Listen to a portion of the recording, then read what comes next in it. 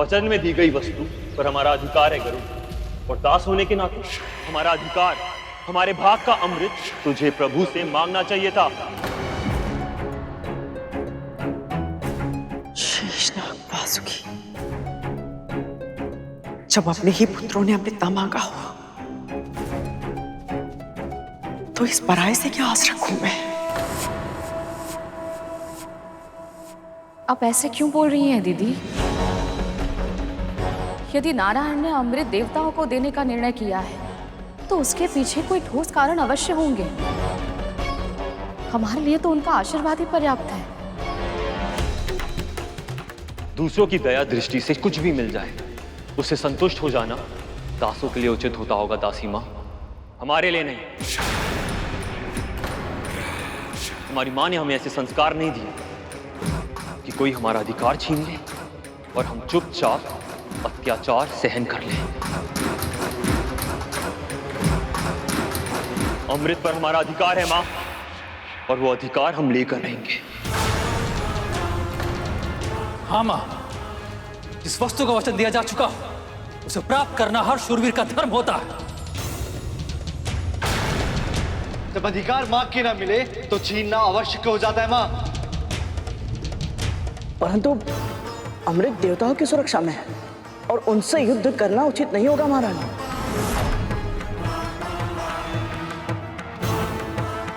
दीदी, नारायण के विरुद्ध जाने की भूल मत कीजिए, रोकिए इन्हें। आशीर्वाद दीजिए मां।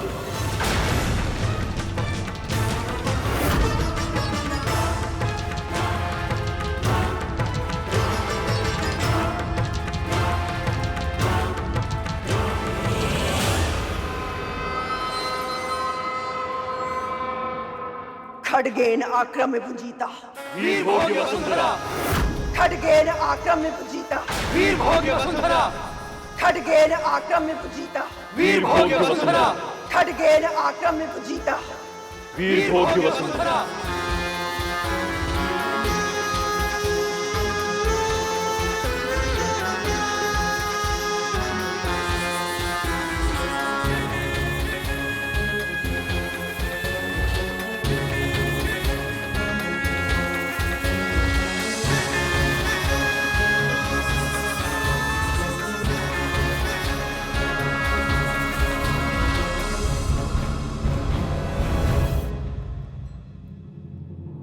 अब क्या होगा मां?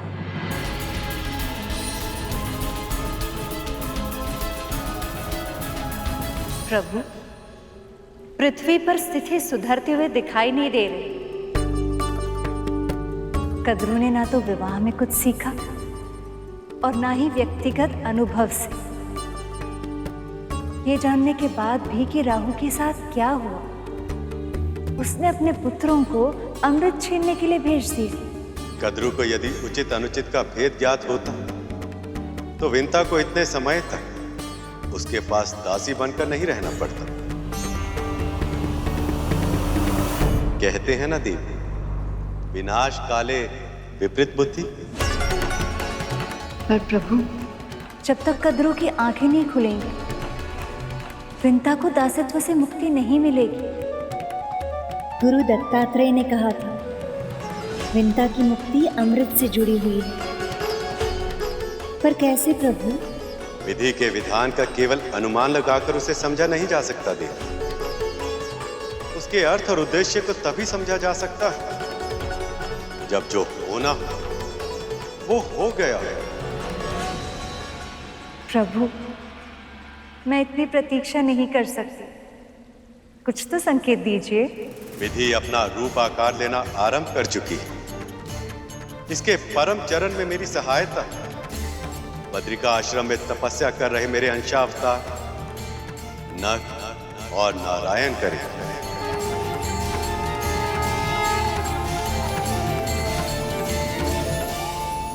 ओम नमो भगवते वासुदेवाय। ओम नमो भगवते वासुदेवाय। ओम नमो भगवते वासुदेवाय। ओम नमो भगवते वासुदेवाय। ओम नमो भगवते वासुदेवाय। ओम नमो भगवते वासुदेवाय। ओम नमो भगवते वासुदेवाय।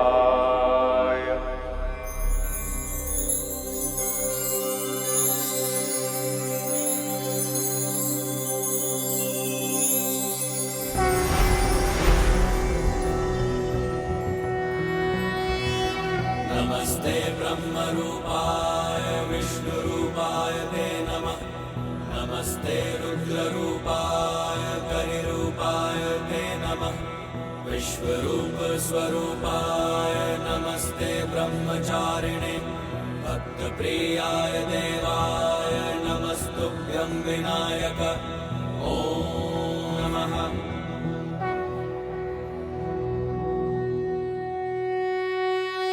नर नारायण, गरुड़ के आध्यात्मिक उत्थान का समय आ गया।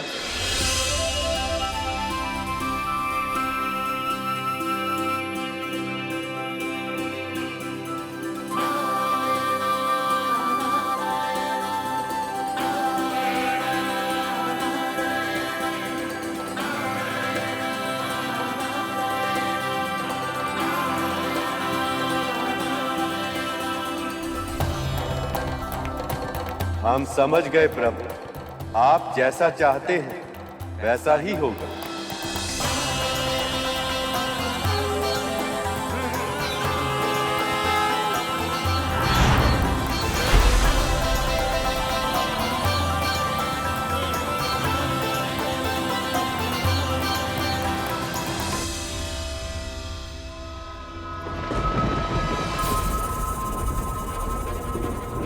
कौन है कि मेरे पुत्र अभी तक आए क्यों नहीं?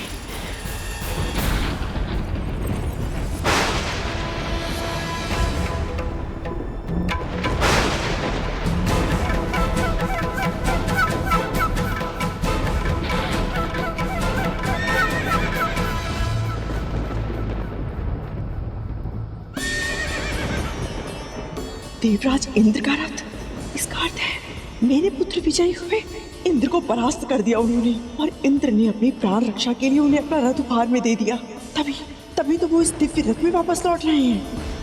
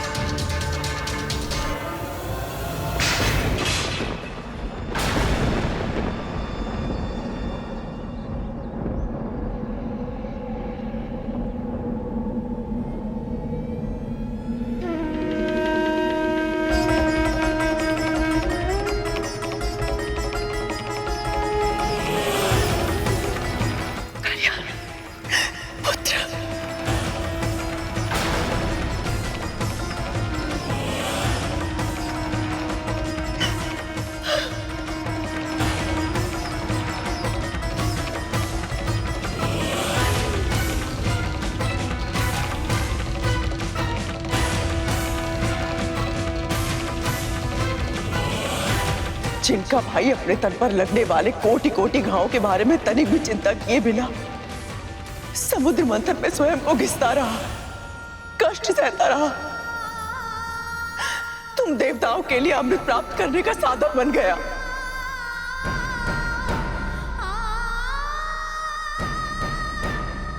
उन्हीं के साथ इतना निष्ठुर व्यवहार। ये उन्हीं वासुकी के भाई और आपके पुत्र हैं विमाता, इसीलिए जीवित हैं।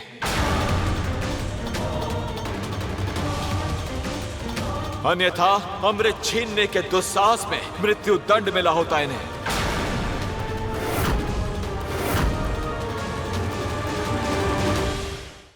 अमृत पर जितना अधिकार आप देवताओं का है, उतना ही मेरे पुत्रों का भी।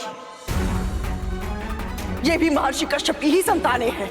अवश्य है, पर यदि अमृत पर उनका अधिकार होता तो परम प्रभु विष्णु स्वयं उन्हें अमृत दे दिए होते। पर अब आपको सत्य स्वीकार करना ही होगा, और सत्य यह है कि आपके पुत्र अमृत के योग्य है ही नहीं। क्यों? क्या कमी है मेरे पुत्रों में? कमी?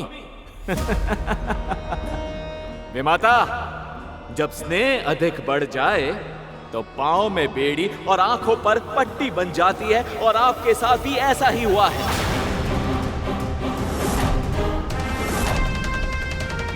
माना मेरे नाग भाइयों ने अमृत के लालच में आकर देवराज पर आक्रमण करने की भूल की है, किंतु इन्हें बड़ी मां से इस प्रकार से बात नहीं करनी चाहिए।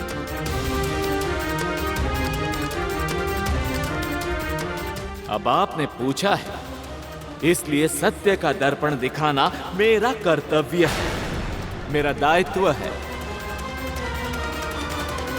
तो सुनिए, सबसे पहली कमी तो यही है कि इन्होंने अपनी मां के साथ उनके हर अधर्म में उनका अर्थात आपका साथ दिया है।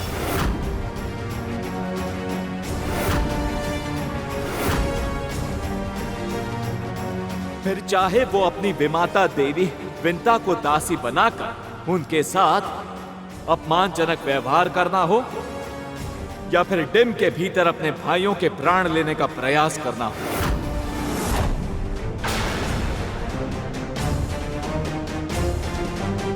और केवल यही नहीं विमाता, इनमें दया और परोपकार की भावनाएं भी नहीं। स्वभाव से ही विषैले हैं ये।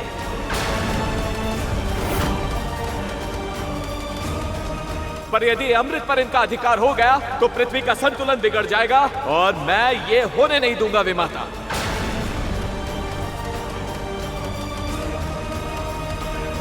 पर देवराज, तुम ये बात इन्हें प्रेम से भी तो समझा सकते थे ना। तुम भी तो इनके भाई हो ना। हाँ देवराज, माँ सही कह रही है। इनके साथ इतने निष्ठुर व्यवहार की आवश्यकता नहीं थी। विमाता विंता, गरुड़, आप दोनों भूल रहे हैं कि पहला आक्रमण इन्होंने किया था।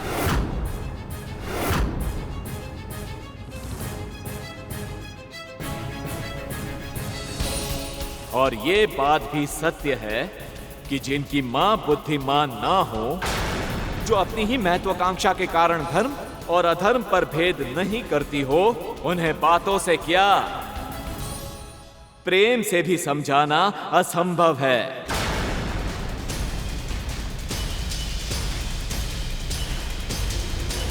नियम के अनुसार मृत्यु दंड मिलना चाहिए इन्हें, पर मैंने इनके प्राण दान में दिए हैं। ये दया नहीं है तो और क्या है विमाता?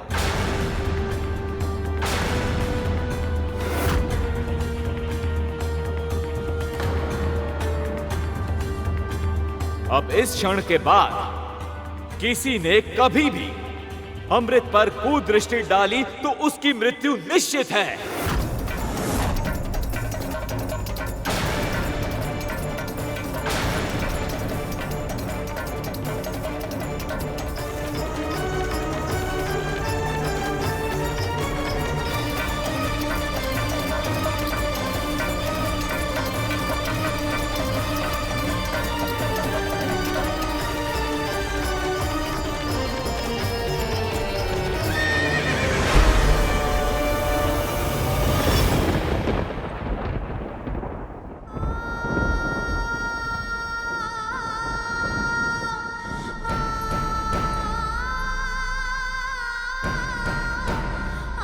स्वयं को संभालिए दीदी,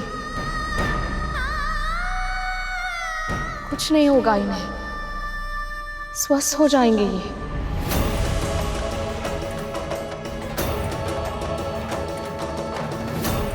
माँ ने इन्हें रोका भी था कि प्रभु विष्णु की इच्छा के बिना अमृत ग्रहण करना इन सर्पों के लिए उचित नहीं होगा।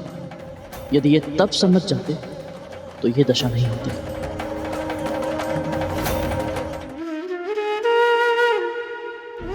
बहुत पीड़ा पहुंची है बड़ी माँ को। देवराज को इनके पुत्रों के विषय में ऐसे कटु वचन नहीं कहने चाहिए थे।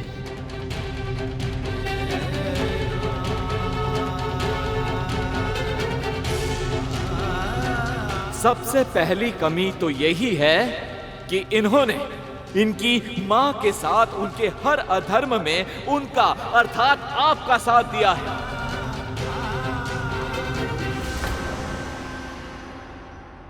ये उन्हीं वासुकी के भाई और आपके पुत्र हैं विमाता कद्रु, इसीलिए जीवित हैं, अन्यथा अमृत छीनने के दुस्साहस में मृत्यु दंड मिला होता इन्हें।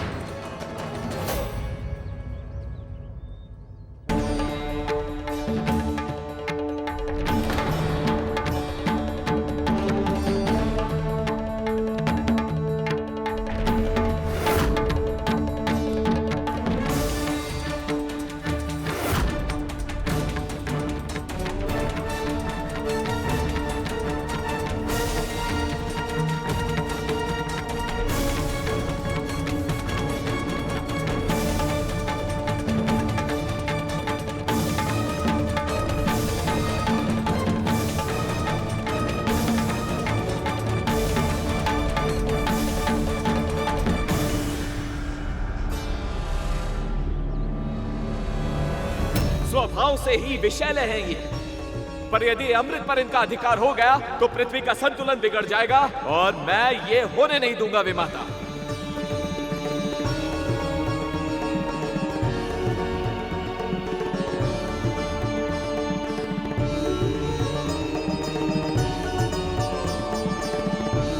विमाता, जब स्नेह अधिक बढ़ जाए तो पांव में बेड़ी और आंखों पर पट्टी बन जाती है, और आपके साथ भी ऐसा ही हुआ है।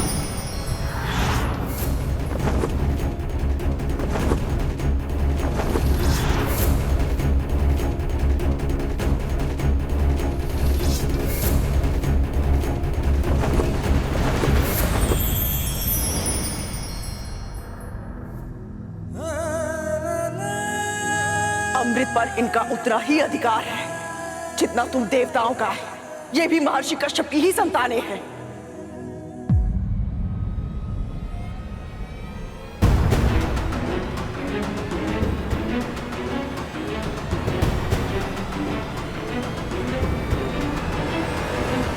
मैं जहां जहां जा रहा हूं ये दोनों मुझे वहां दिख रहे हैं, और ये मुझे इस प्रकार क्यों देख रहे हैं? कौन है ये दोनों?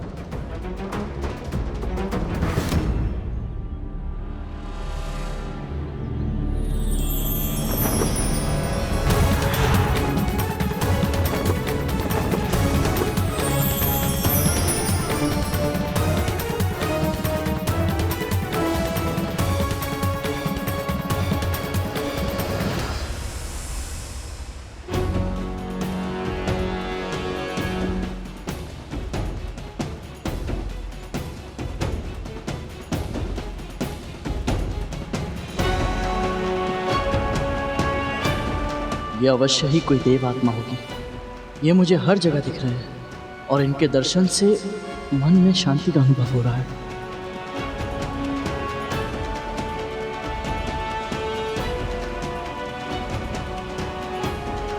गरुड़,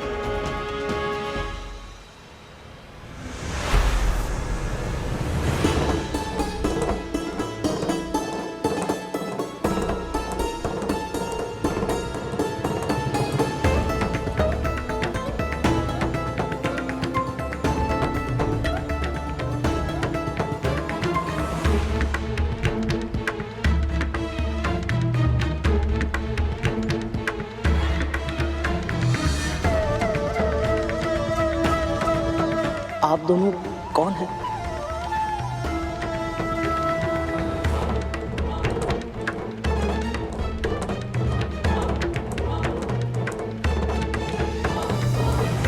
मैं जहाँ जाता हूँ आप दोनों के ही दर्शन होते हैं।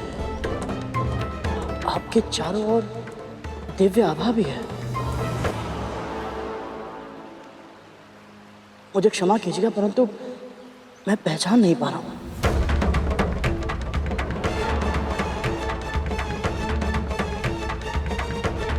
मैं नर हूं और ये है नारायण।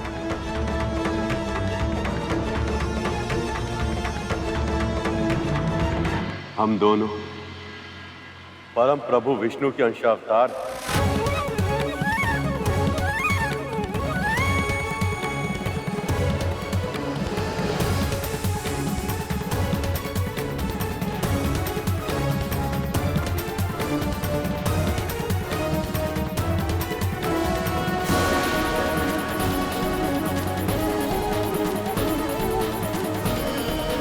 तुम्हारी कुंडलिनी जागृत करने हेतु नर नारायण से शिक्षा आवश्यक है, किंतु देखना ये कि क्या तुम इनके दिए ज्ञान को ग्रहण कर पाओगे। मैंने जो तुम्हारे लिए लक्ष्य सोचा है, क्या तुम उसके योग्य बन पाओगे? प्रणाम स्वीकार करें देव, और मुझ जड़ बुद्धि को क्षमा भी कीजिएगा। मैं आपके भेद को पहचान नहीं पाया, परंतु मैं इतना अवश्य जानता हूं कि आपके दर्शन करने का सौभाग्य मुझे अकारण ही नहीं मिला। बताइए क्या आज्ञा है मेरे लिए? सचमुच तुम तीव्र बुद्धि के स्वामी हो गरुड़। तुम चतुर, साहसी, धर्म का पालन करने वाले और संस्कारी भी हो। इनके अतिरिक्त भी कई गुण हैं तुम। हम उन्हीं गुणों को निखारने के लिए आए, तुम्हें योग्य बनाने के लिए आए।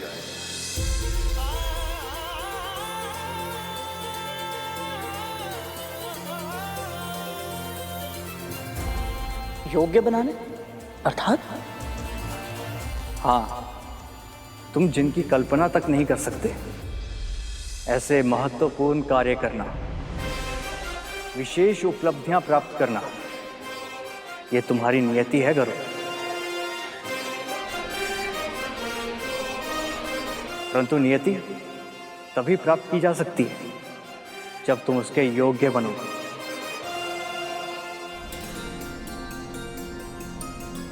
और योग्यता कैसे प्राप्त होगी, हम इसी का प्रशिक्षण देने आए हैं।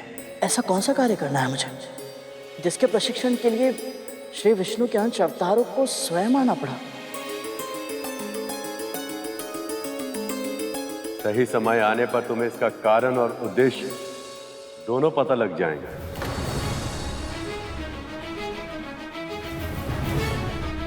किंतु अभी हम तुमसे यह जानना चाहते हैं कि क्या तुम मन से, कर्म से और वचन से इस प्रशिक्षण को प्राप्त करने के लिए तैयार हो?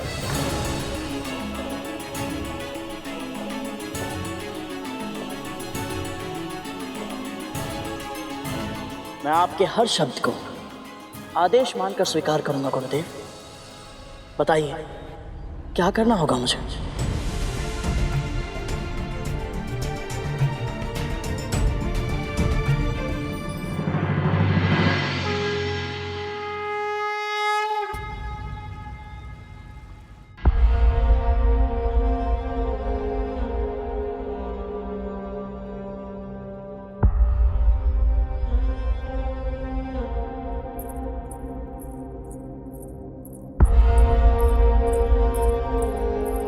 दीदी ले। कब तक विंता? कब तक?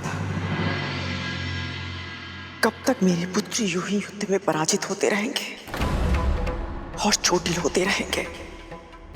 ये औषधि इनके तन के घाव को तो ठीक कर देगी, किंतु मेरे मन पे जो आघात लगा है उसे कौन ठीक करेगा?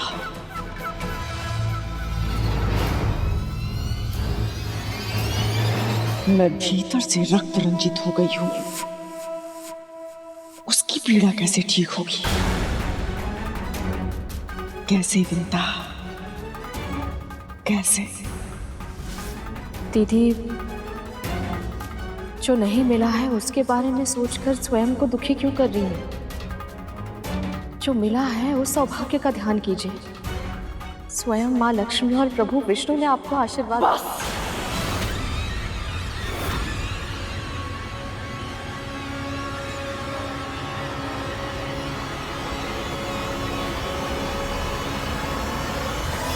पर दीदी,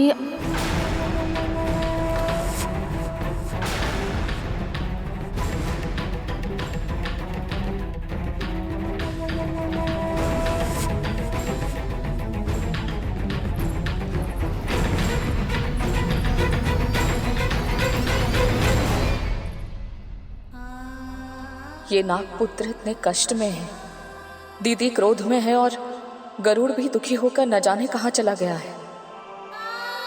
मेरा परिवार बिखर रहा है प्रभु, इसे संभालने में मेरी सहायता कीजिए।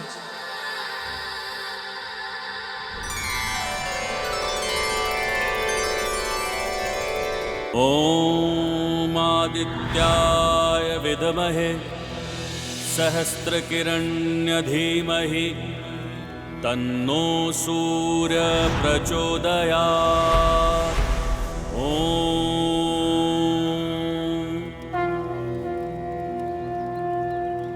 ये क्या है गुरुदेव? क्या महत्व है इसका? ये 5 अग्नियों का ज्ञान देने वाली पंचाग्नि विद्या है गरुड़। इसका अर्थ चारों दिशाओं अर्थात पूर्व, पश्चिम, उत्तर और दक्षिण से प्रकट होने वाली सूरज देव की ऊर्जा और इस हवन कुंड से प्रकट होने वाली अग्निदेव की ऊर्जा, इन 5 का मिश्रण।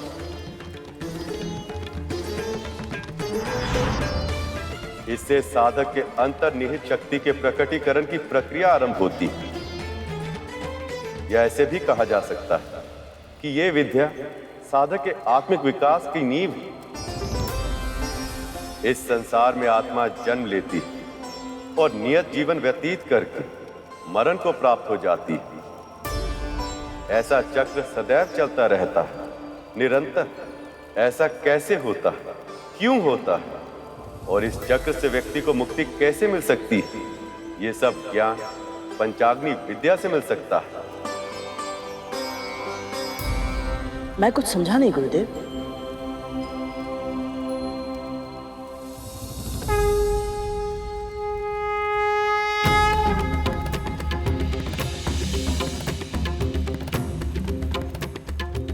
हम सब में एक दिव्य महाशक्ति छुपी होती है जिसका नाम कुंडलिनी।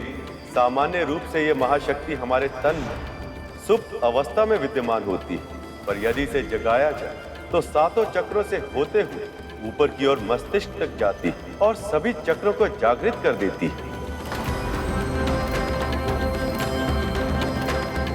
इनमें प्रथम चक्र होता है मूलाधार चक्र।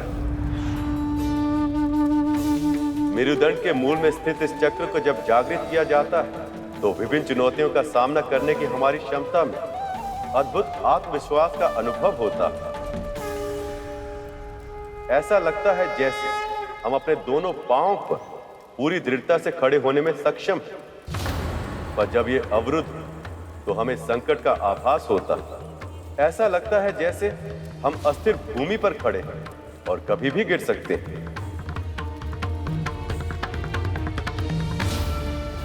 दूसरा चक्र स्वाधिष्ठान चक्र।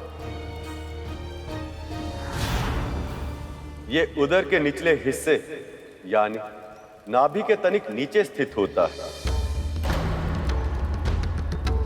ये साधक के आत्मिक विकास के दूसरे चरण का प्रतीक है। हम अपनी और अन्य व्यक्तियों की भावनाओं के साथ कैसे जुड़ते हैं, इसे समझने में ये चक्र हमारी सहायता करता है। तीसरा चक्र मणिपुर चक्र।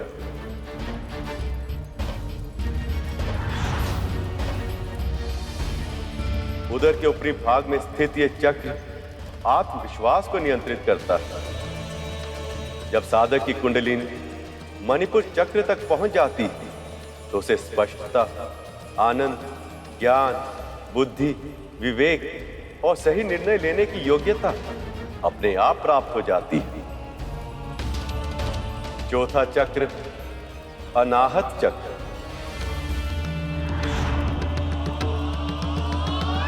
हृदय के समीप व्यक्ति के वक्ष के मध्य में स्थित यह चक्र अपने से नीचे और अपने से ऊपर चक्रों के मध्य में पुल की भांति कार्य करता है। प्रेम, आनंद और शांति इसी चक्र के नियंत्रण में है। पांचवा चक्र है विशुद्ध चक्र।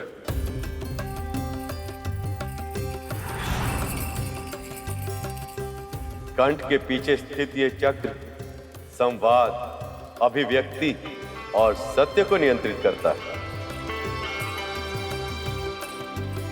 आज्ञा चक्र। चक्रों के इस क्रम में ये छठा चक्र है गर्भ। कुछ व्यक्ति इसे साधक की तीसरी आंख भी कहते हैं, क्योंकि ये आत्मा की आंख की तरह कार्य करता है। इसके सिद्ध हो जाने पर साधक को अंतर्ध्वनि सुनाई पड़ने लगती है और अंतर ज्योति दिखाई देने लगती है। और फिर सबसे ऊपर होता है सहस्त्रार चक्र या चक्रों का मुकुट। यह सर्वोच्च चक्र होता है गरुड़। मस्तिष्क के ऊपरी भाग में स्थित यह चक्र एक सहस्त्र पंखुड़ियों वाले कमल के समान होता है। यदि साधक इसे सिद्ध कर ले तो उसकी कुंडलिनी शक्ति पूर्णता पा जाती है। तब साधक आत्म अनुभूति और ईश्वर की अनुभूति करने में सक्षम हो जाता है। तब उसका मन पूरी तरह से निश्चल हो जाता है और उसकी आत्मा ब्रह्मांड की चेतना से जुड़ जाती है। ये शक्ति तो बहुत ही अद्भुत है गुरुदेव। क्या मैं कुंडलिनी शक्ति को जागृत करने की प्रक्रिया इस क्षण आरंभ कर सकता हूं?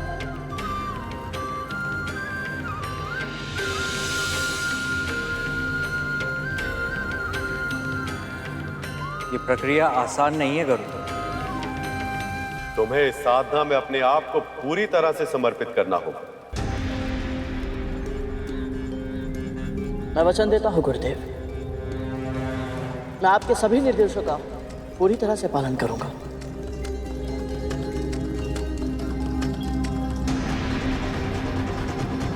हमारे सामने जो अग्नि प्रज्वलित है उस पर ध्यान केंद्रित करो।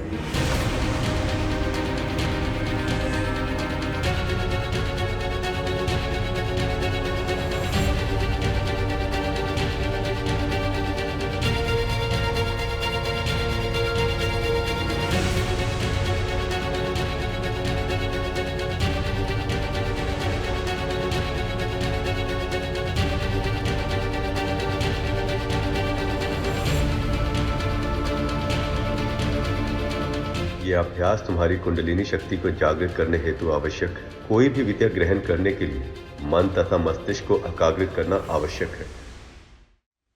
प्रभु, गरुड़ को गुरु की सहायता अवश्य मिली, पर क्या सच में वो अपनी कुंडलिनी जागृत कर पाएगा? क्यों नहीं शेष। इतनी छोटी आयु में गरुड़ ने इतनी सारी उपलब्धियां प्राप्त की है। यदि मन और मस्तिष्क में ठान ले तो वो अवश्य सफल होगा। ये कहना सरल है देवी, पर करना कठिन, बहुत कठिन।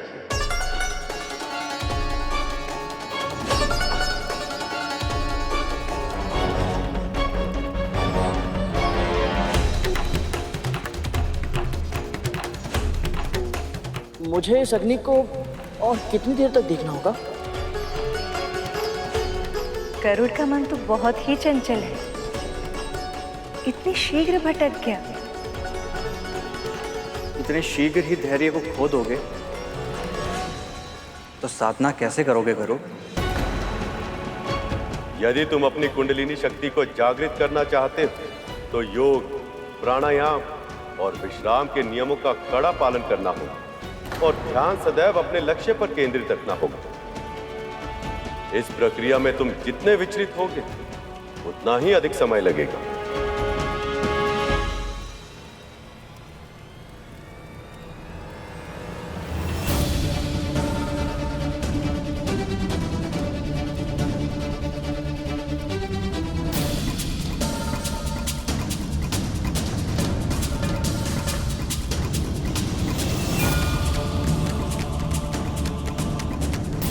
यदि गरुड़ इस प्रथम चरण को ही पार न कर सका तो ये अपने जीवन का लक्ष्य कैसे प्राप्त कर लेगा?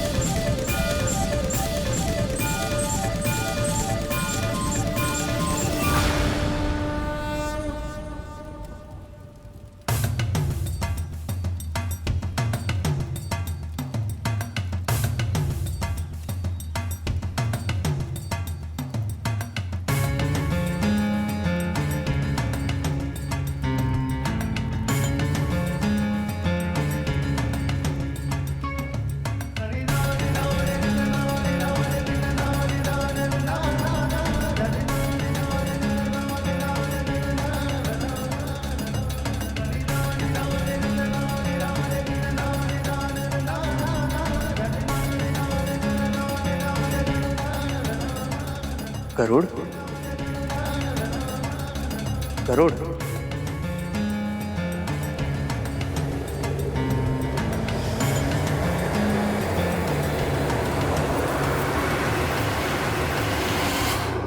पूरी रात बीत गई है, गरुड़ अभी तक लौटा क्यों नहीं?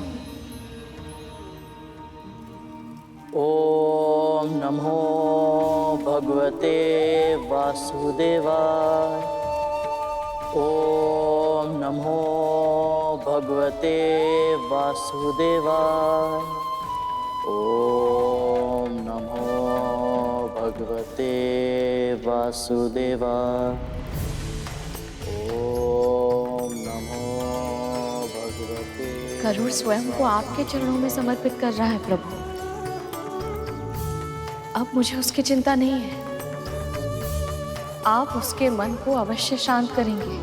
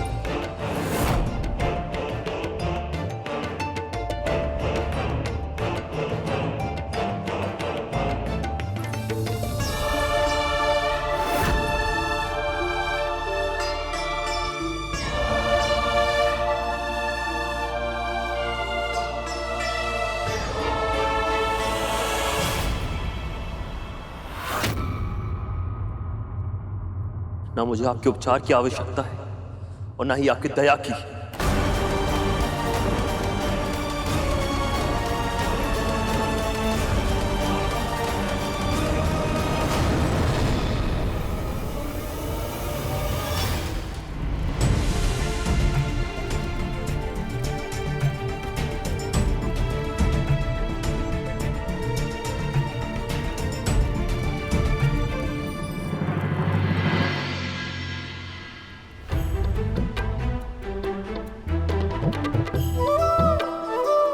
अद्भुत। यहाँ भगवान सो रहे और वहां उनका भक्त। योग निद्रा का भी अपना ही महत्व है देव। जितना परिश्रम आवश्यक है उतना ही विश्राम। परंतु प्रभु, पर मैं ये नहीं समझ पा रहा हूं प्रभु कि केवल गरुड़ ही नहीं, ध्यान की अवस्था में जाना लगभग सभी के लिए इतना कठिन क्यों होता है? कभी मस्तिष्क भटक जाता है तो कभी मन, और जब दोनों नियंत्रण में आ जाते हैं तो नींद आ जाती है। ऐसा क्यों होता है प्रभु? क्योंकि शेष, जब तन स्थिर होता तब मन विचरण करने लगता, और जब तन और मन दोनों स्थिर होते तो अवचेतन मन गतिशील हो जाता। शेष, यह अवचेतन मन तभी सक्रिय होता है जब हम स्वप्न देखते हैं। इसलिए आरंभ में सभी को नींद आती है, पर इस नींद में जब कोई स्वप्न आता है तो जब तक वह स्वप्न साकार नहीं हो जाता, नींद नहीं आती।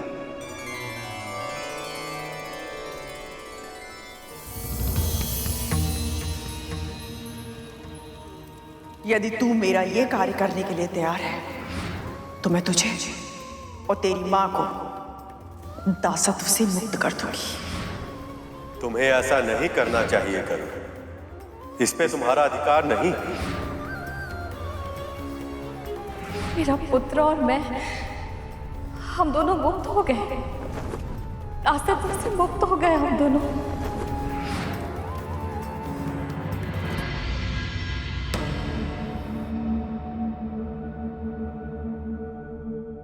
स्वप्न देख रहा था मैं, और इस स्वप्न को सत्य में परिवर्तित करके रहूंगा मैं।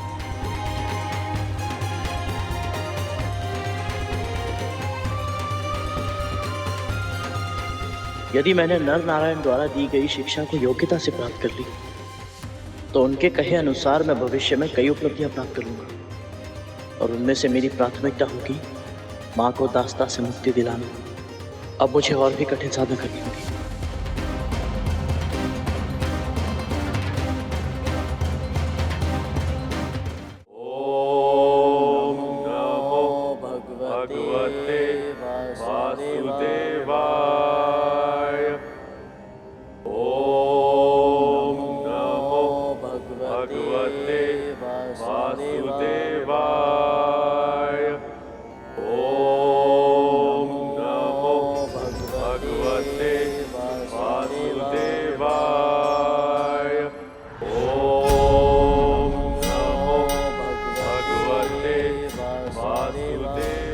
गरुड़, मूलाधार चक्र मेरे द्वारा नियंत्रित होता है।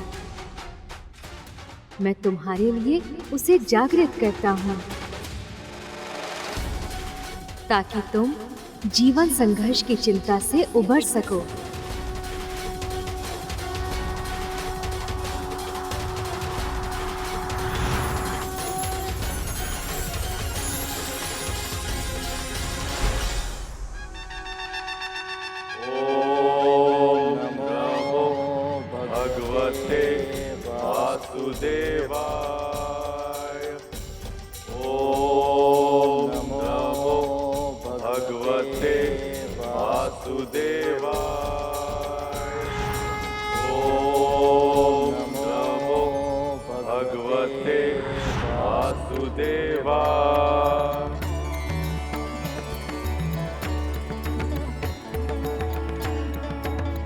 अंततः गरुड़ स्वाधिष्ठान चक्र तक पहुंच ही गया। ओम नमो भगवते वासुदेवाय। स्वाधिष्ठान चक्र को मैं नियंत्रित करता हूं गरुड़। तुम्हारी साधना से प्रसन्न होकर तुम्हारे इस चक्र को मैं जागृत करता हूं। अब से तुम्हारी भावनाएं तुम्हारे नियंत्रण में रहेंगी।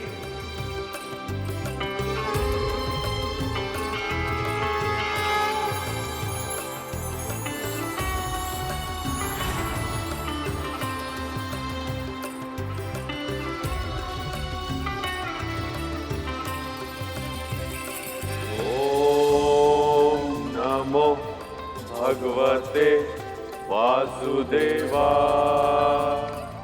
प्रभु, क्या ये सत्य है? क्या गरुड़ मणिपुर चक्र के क्षेत्र तक पहुंच गया है? ओम नमो भगवते वासुदेवाय। ओम नमो भगवते वासुदेवाय। मैं मणिपुर चक्र को नियंत्रित करता हूं गरुड़। तुम्हारी यहां तक की साधना सफल हुई, इसलिए मैं तुम्हें आत्मविश्वास, स्पष्टता और ज्ञान का आशीर्वाद देता हूं और तुम्हारे इस चक्र को जागृत करता हूं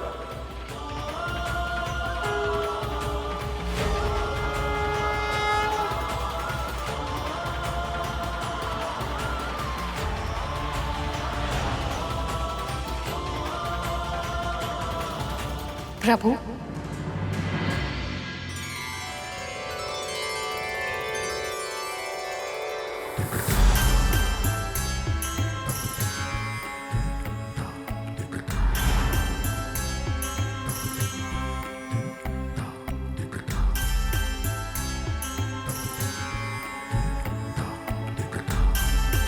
तुमने अनाहत चक्र को भी सिद्ध कर लिया है गरुड़। ये साधना के उच्च स्तरों तक पहुंचने में तुम्हारी सहायता करेगा।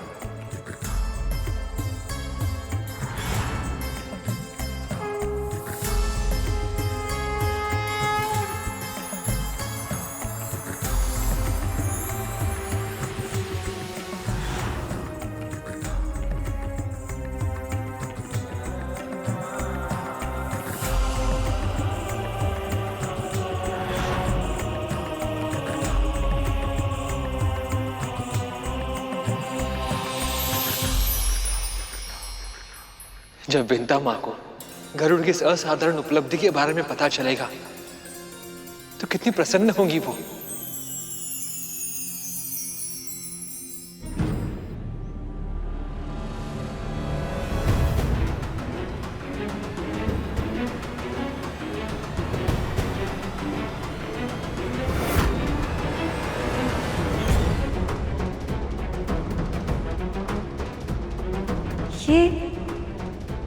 ये क्या हो रहा है?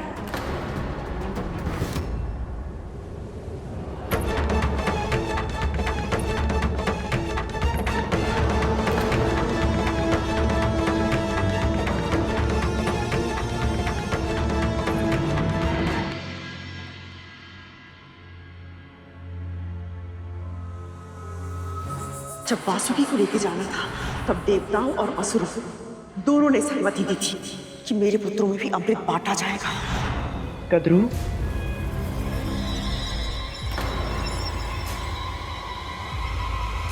तू फिर से वापस आ गई। मेरा उपहास उड़ाने आई है ना तू मूर्खता कर दी जाए और मैं तुझ पर हंसू भी नहीं सुननी मुझे तुम्हारी हंसी।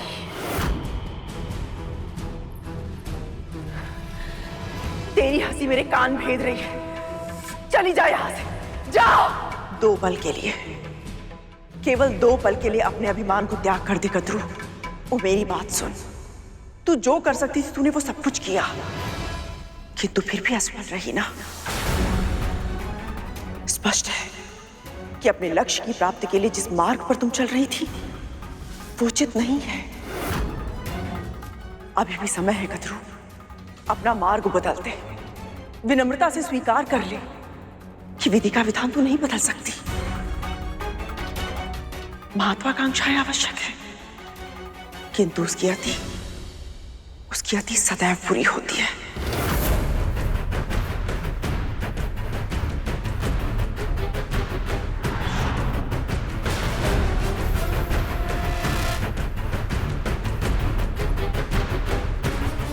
मेरी अंतरात्मा क्या संदेश दे रही है मुझे?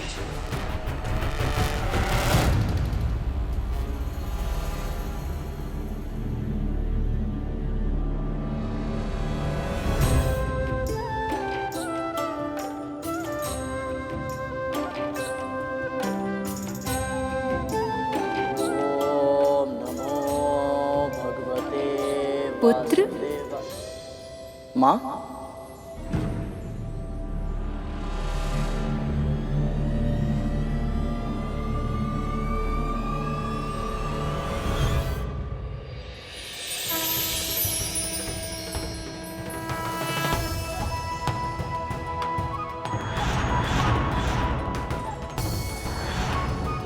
क्यों प्रभु?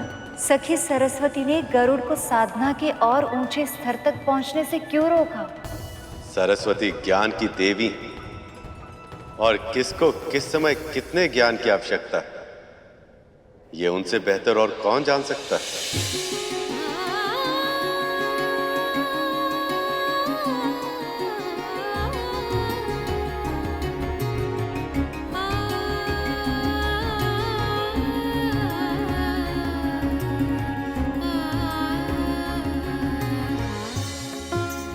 प्रणाम स्वीकार करें माँ।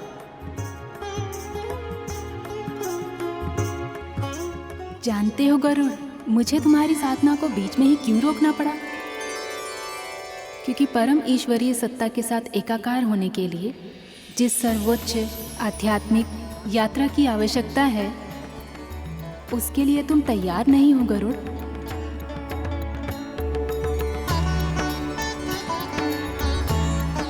अपनी उस यात्रा को आरंभ करने से पहले तुम्हें मात्र ऋण चुकाना होगा। तुम्हें अपनी माँ को दास्ता से मुक्त कराना होगा।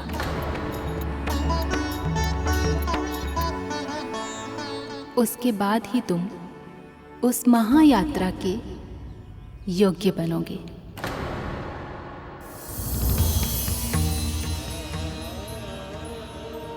प्रभु, ये कैसी लीला है आपकी? गरुड़ आपका वाहन बनेगा, ये तो नियति है उसकी, किंतु फिर उसकी शिक्षा में ये प्रावधान क्यों? हो ना हो, अवश्य इसमें भी गरुड़ का कल्याण निहित है। मैं समझता हूँ। मैं तो इस बात से प्रसन्न हूँ कि मेरा अनाहत अर्थात हृदय चक्र जागृत हो गया। मैं मेरी माँ को कब और कैसे मुक्त करा पाऊंगा ये मैं नहीं जानता, परंतु कराऊंगा ये अवश्य जानता हूं।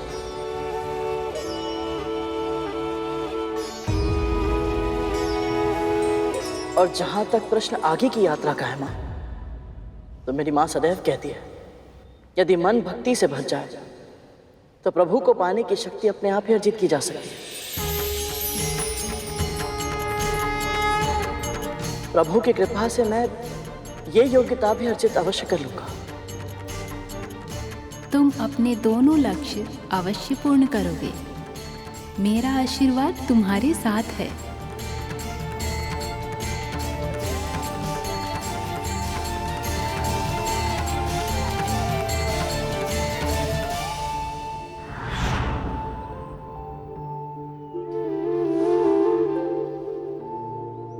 गुरुदेव, आप दोनों मेरे इस जागरण की आध्यात्मिक प्रक्रिया में मेरे गुरु बने, मेरा मार्गदर्शन किया, इसके लिए आप दोनों का बहुत बहुत आभार।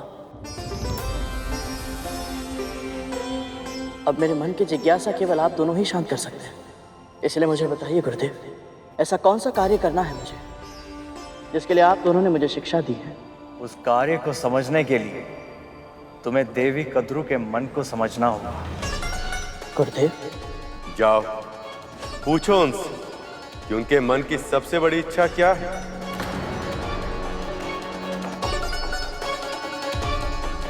जो आज्ञा गुरुदेव।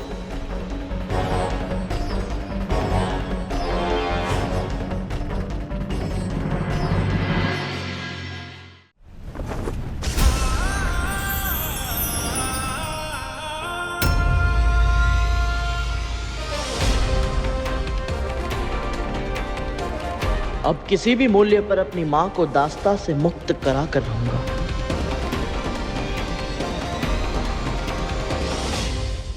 मां,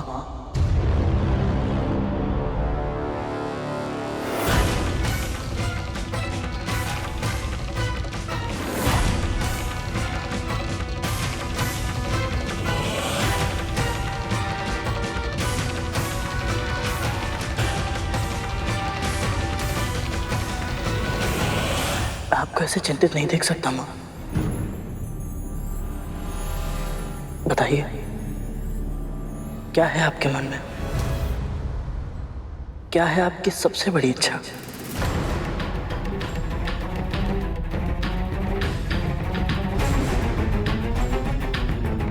ये क्या हो रहा है मेरे साथ?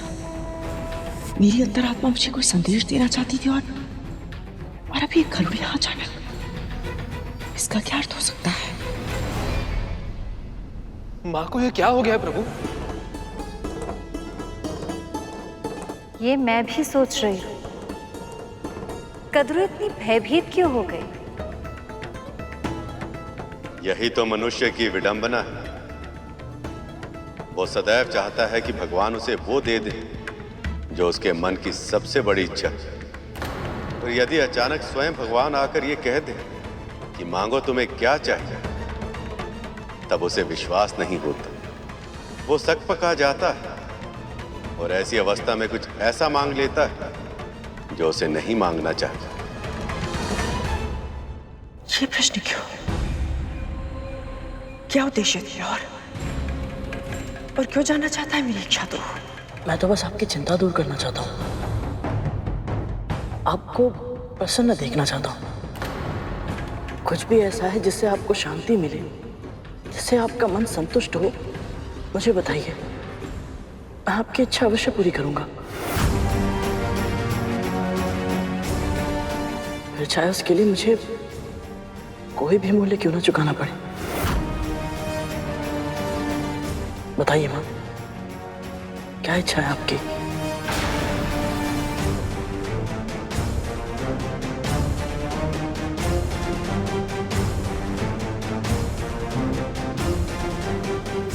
खड़गीन आक्रम जीता, वीर भोग्या वसुंधरा। मेरे पुत्र सबसे शक्तिशाली हो, स्वर्ग के सिंहासन पर राज करे, अजर अमर हो जाए और अमृत चाहिए मुझे।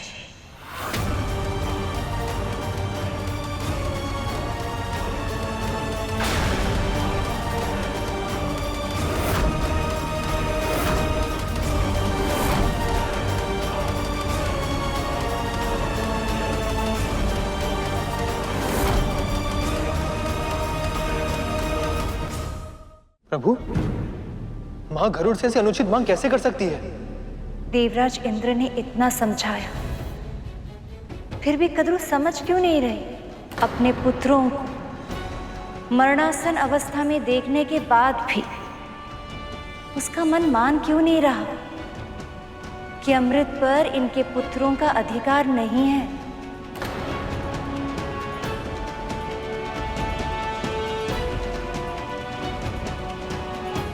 प्रभु,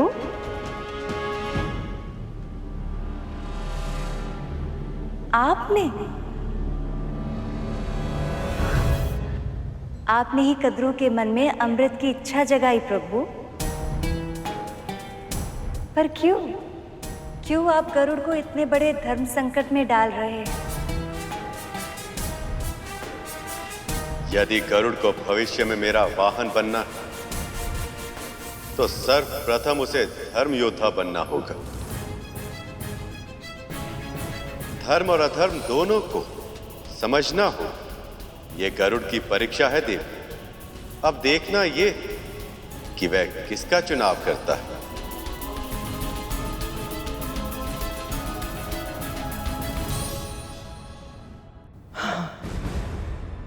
अमृत चाहिए मुझे। दीदी के पुत्रों के पास संजीवनी विद्या है और अदिति दीदी के पुत्रों के पास अमृत है, तो फिर उनसे रक्षा के लिए मेरे पुत्रों के पास भी समान शक्तियां होनी चाहिए। बस एक बार उन्हें अमृत मिल जाए तो मन का भय समाप्त हो जाएगा। और जब मृत्यु नहीं हो सकती तो है किस बात का? माँ, ये क्या मांग रही है? वही जो मेरी सबसे बड़ी इच्छा है। मुझे अमृत चाहिए गरुड़।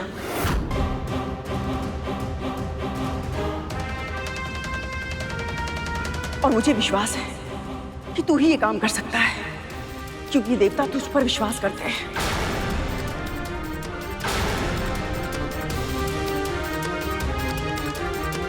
ना तो तू मंदराचल पर्वत उठाता, ना मंथन होता और ना उन्हें अमृत मिलता। तू अमृत लाके दे मुझे, वो तुझे मना नहीं करेंगे गरुड़। जा अमृत लाके दे मुझे। बस कीजिए महाराज, मैं अमृत नहीं ला सकता। मैं आपको पहले भी कह चुका हूं और फिर से कह रहा हूं कि अमृत किसे मिलेगा किसे नहीं, इसका निर्णय केवल और केवल प्रभु विष्णु ही ले सकते हैं।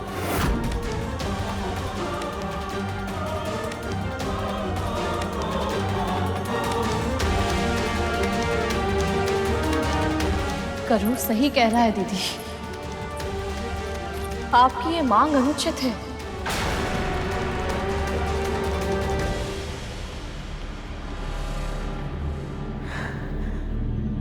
बस इतनी इतनी शीघ्र समाप्त हो गया तुम दोनों का स्वांग? स्वांग? और नहीं तो क्या? जब मेरी इच्छा पूरी नहीं करनी थी तो मेरे मन में आस क्यों जगाई तूने?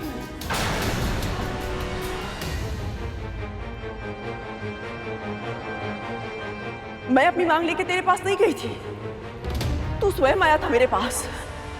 स्मरण है ना तूने क्या कहा था? माँ, माँ बताइए अपनी इच्छा, मैं आपकी हर इच्छा पूरी करूंगा। और जैसे ही मैंने अपनी इच्छा प्रकट की, मैं माँ से महारानी बन गई तेरे लिए। हर बार कोई ना कोई षड्यंत्र करता है तू गरुड़, और आज भी मेरी माँ की भावनाओं के साथ खेल रहा है गरुड़। नहीं कान्हा भैया, मेरी ऐसी कोई इच्छा नहीं थी। आज तूने शांत जल में कंकड़ मारकर फिर हलचल उत्पन्न की है गरुड़। मां सदैव तेरे ही कारण हम सबके लिए चिंतित रहती है, लेकिन और नहीं। आज मैं मां की इस चिंता के कारण को सदैव के लिए समाप्त कर दूंगा।